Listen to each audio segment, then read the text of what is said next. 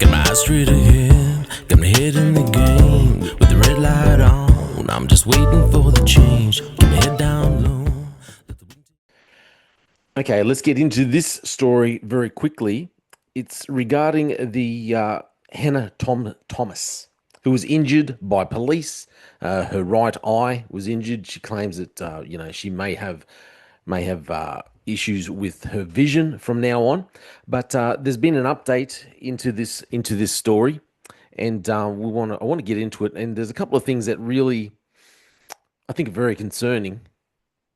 Okay, so this episode is just the update on what's happening with the Hannah Thomas incident. So Hannah Thomas, if you can see in the video here, this is a picture of her. She claims that she was injured by police, by New South Wales police, while she was engaged in a protest.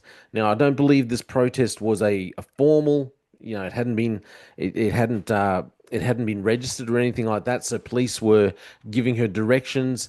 So she's claimed that she's been injured by police.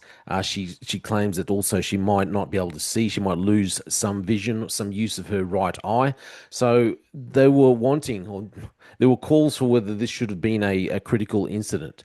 So it's been said now that a critical incident has been declared by New South Wales police after former Greens candidate Hannah Thomas was injured in her arrest at a pro-Palestine demonstration in Sydney Southwest. Thomas, who contested Prime Minister Anthony Albanese's seat, anyway, that's all irrelevant. The 35-year-old has said she is facing potential permanent loss of vision in one eye, a level of injury serious enough to warrant a level 2 critical incident investigation.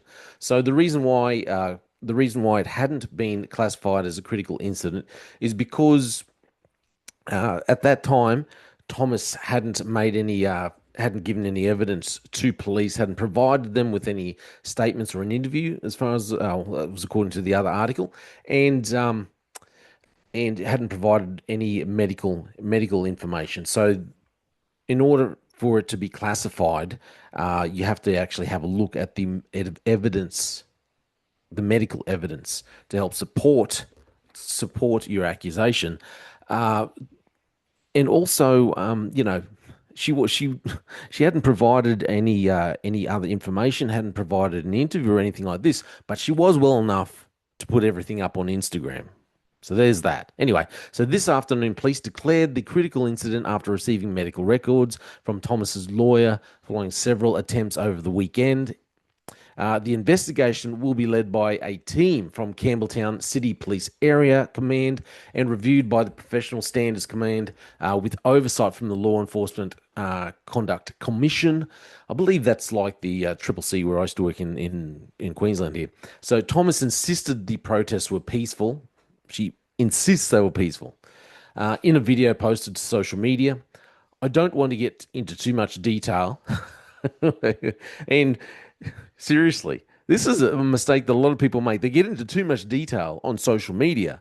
You're just providing evidence. So she's obviously, no matter what the truth is, she needs to be able to guide the narrative. So you can't provide too much information on social media. You just want to guide the narrative where you want it to go. And that's what she's trying to do. So it says, I was engaged in peaceful protests. Keep saying that. You've got to keep pushing that. And my interactions with New South Wales police have left me potentially without vision in my right eye permanently. Thomas criticised Premier Chris Minns and Police Minister Yasmin Cately's new draconian hate crime laws, which give officers greater powers to move on protesters outside a place of worship. Now, just going over this again, so they were protesting outside of one section, one building. Now they were told to move on, and because they moved over, I believe it's just across the road, and they were protesting, continued their pro-Palestine protest directly in front of a Muslim place. Therefore, it fell under these this new legislation. Okay, these hate crime laws, because it was outside a place of worship. Seems fairly cut and dry, but we'll see how it goes. They emboldened. This is what she's saying. The lawyer's saying they've emboldened the police to crack down with extreme violence and brutality, and they were warned that those laws would lead to this outcome. She said. SEC plating is like this is who they were protesting against. SEC plating is located opposite the Tibar Islamic Associate Mosque. The protesters claim SEC plating supplies parts used in the manufacture of F-35 jets, which are flown by the Israel Defense Forces. Anyway, you do realize how many different parts, how many things are made by by Israelis, by the Jewish community, including I believe it's parts that we use in iPhones and things like this.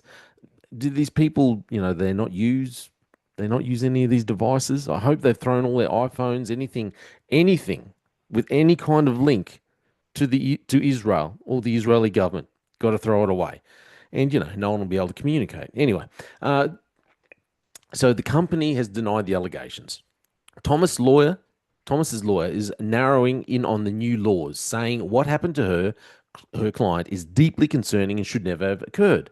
Given that recent changes in the law in relation to protests have attempted to expand police powers to give directions, now subject to constitutional challenge, police may well have felt emboldened to act without proper and lawful acknowledgement of the right to protest. That's what the solicitor said. The government was warned that these changes to expand police powers to disperse protesters could lead to serious and ugly confrontation. It says that now that these warnings have rung true. New South Wales, this right here is the most concerning part of this whole article, I think. New South Wales Greens MP and MLC Sue Higginson penned a letter to Minns today urging him to direct police to withdraw all charges. There is now sufficient evidence in the public domain to confirm that the police have acted beyond the scope of their lawful powers, she wrote. You know what I find most oh, concerning is when politicians start jumping in and demanding that police, demanding action from police, trying to direct police to take action in certain areas. This is how we got in trouble during the great pandemic of, 2019, 2020 and all that stuff. Politicians were getting in and directing police and telling them what to do. Police were then going out and acting on behalf of politicians. It doesn't end well at all. Politicians need to stay out of it and stick to doing politics, nothing else. I just wanted to go to this. It says, from Sydney criminal lawyers, matters that are irrelevant to the decision to prosecute or discontinue. The guidelines makes explicitly clear that the decision on whether to prosecute must not be influenced by, you've got one, race, religion, sex, national origin, social affiliation or political associations, activities or beliefs of the alleged offender. Keep going down. Personal feelings of the prosecutor, possible political advantage or disadvantage to the government or any political party, group, or individual, the possible effect of the decision on the personal or professional circumstances, circumstances of those responsible for the prosecution or otherwise involved in its conduct, or possible media or community reaction to the decision. The guideline further makes clear that the state's resources are not unlimited and should not be wasted pursuing inappropriate cases. Why I brought that up is I do not believe that there is any case there where they should be able to, where they can really withdraw the charges. There might be something else in the background that I don't know about. They might have come up and say, well, really, we have a lack of evidence or something, maybe. But it really does bother me that the government, that an MP steps in and tries to exert power over the police force, over the police in this matter. Politicians should keep their flipping noses out of law enforcement. It's none of her business, to be quite frank, and she is trying to exert an influence in a legal matter, which is very concerning. But it seems very typical of the Greens. I've seen it. It seems like they, for whatever reason, they seem to be able to want to do whatever, take whatever action. They want to be able to go out and protest and say whatever they want, do whatever they want, cause whatever mayhem and chaos that they seem fit and they justify all of their actions. But as soon as they are held accountable, or as soon as someone that they affiliate with, that they associate with, is being held accountable, then it's always they trying to exert pressure, trying to get charges dropped, trying to get the things changed so it doesn't affect them. They never want to stand up and be held accountable. And the other thing with this Hannah Thomas, it's taken her quite a bit of time to be able to provide evidence supporting documents, so they could classify this event. But she also didn't have any problems putting everything up on social media. And it seems like they want to be able to have the case prosecuted, before the masses in social media, but they don't want to take it before the courts. It's okay to come out and put your side of the events out on social media, your one-sided narrative out on social media, but they don't want to go and put it before the courts and have it tested before the courts.